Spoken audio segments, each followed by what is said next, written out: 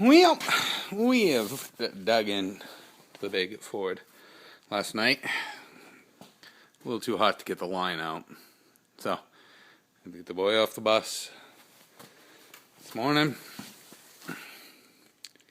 Dug right into it. Started looking around last night, and it seems to be that everybody has got this problem. Usually it happens around 150,000. We're at 250,000, so I guess it's time. But paper thin. I don't know how you can build something that eventually it wears a hole in the fuel line and everybody knows about it. It's all over the place. Let's keep making them. At least the parts are readily available, though.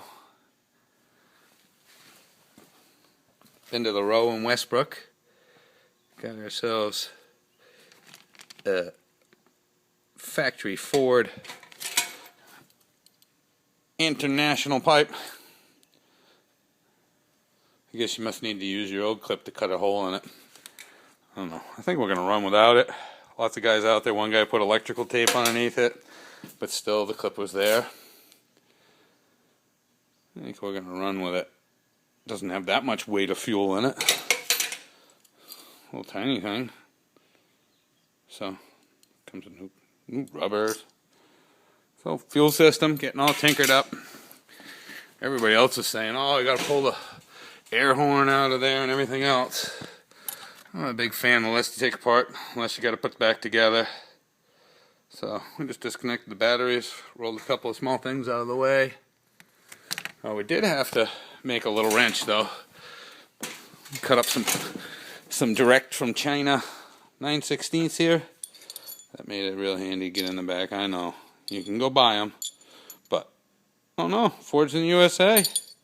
So we've sacrificed one for the good of all.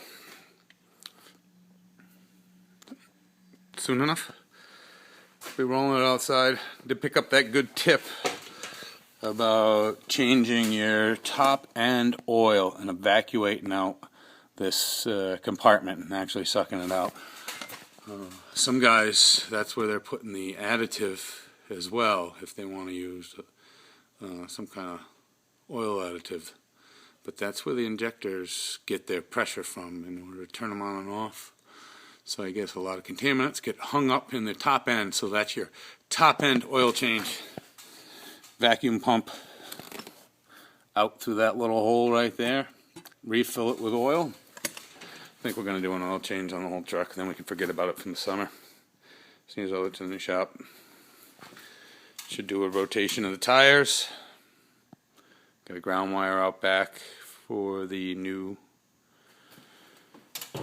outlet for the winches. Got a piece of 1/0 copper run down underneath there. So we now got 12 volts at the back of the truck. What is it, 175 amp contactor? Yes. 175 amps.